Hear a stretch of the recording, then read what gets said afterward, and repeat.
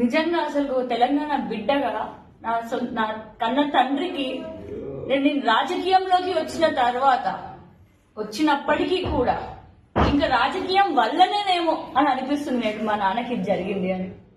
ఎందుకంటే ఆయన కేవలం ఒక వ్యాపారవేత్త. మరి ఆ వ్యాపారవేత్త నిమిత్తంలో ఒక ఆఫీస్ కి పోతే పక్కడ్బందీగా ప్లాన్ చేసి ఒక 20 మంది బీజేపీ గూండాలని పెట్టుకొని మా నాన్న మీద అత్యాచార యత్నం చేసిరు. మరి ఆ ఆఫీస్ ముందు బీజేపీ కార్యాలయం, అక్కడ అరగంట దూరంలోనే ఒక 10 నిమిషాల దూరంలోనే మరి నట మీటింగ్ జరుగుతుంది.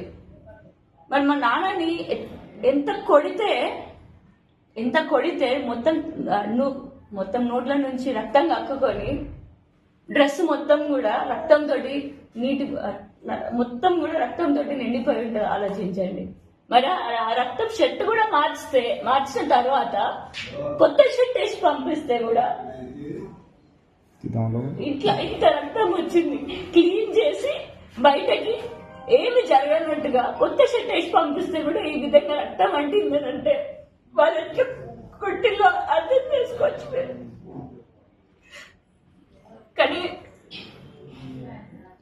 ఒకటే చెప్పాలనుకుంటా, ధీరజ్ రెడ్డి నువ్వు కార్పొరేటర్ కావచ్చు, కానీ నువ్వు ఏం మంచి పని చేసినావు నాకు తెలియదు. కానీ మా నాన్న బిడ్డనే ఇచ్చిండు తెలంగాణకి సేవ చేయమని చెప్పి. చిన్నప్పటి నుంచి రిక్షా దొక్కుకుంటూ చిన్నప్పటి నుంచి ఇప్పటి వరకు తన రక్తపు బొట్టులు ఉన్నాయి ప్రతి మార్గంలో. నాతో అసలు జీవించలేదు.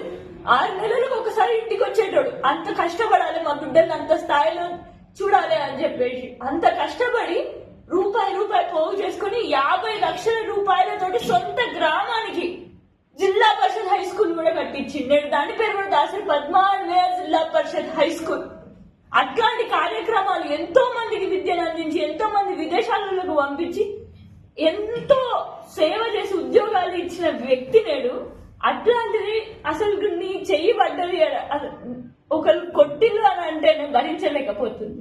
మరి పోలీసుల దగ్గరికి పోతే ఇప్పటి వరకు అసలు మా నాన్న పోయిన తెల్ల చొక్క తెల్ల ప్యాంట్ వేసుకొని పోయిన దుస్తులు ఎక్కడున్నాయి? మీరు ఏం ఇన్వెస్టిగేషన్ చేస్తున్నారు?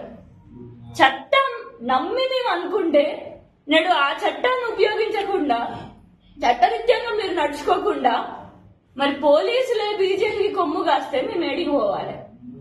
మరి చట్టాన్ని మీరు రాజ్యాంగబద్ధంగా నడిచే విధంగా మీరు చూసుకుంటేనే మా లాంటి వాళ్ళు ఈ బాటలో నడవగలుగుతాం.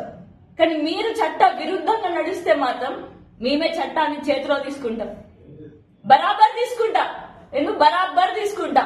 రేపు న్యాయం జరిగేంత వరకు, ఆయనను అరెస్ట్ చేసి జైల్లోకి పంపించేంత వరకు ఎవరున్నా లేకపోయినా మా నాన్నకి నేనున్నా అని చెప్పేసి నేను కూర్చుంటా. మరి ఖచ్చితంగా పోలీస్ ఇన్వెస్టిగేషన్ బరాబర్ జరిగి మరి అక్కడ మన ధీరజ్ రెడ్డిని ఖచ్చితంగా జైలుకి పంపించాలి అని చెప్పేసి నేను డిమాండ్ చేస్తున్నా. చట్టాన్ని కూడా నమ్మి మరి ముందడుగు వేస్తున్నాను. అందరికీ జై తెలంగాణ.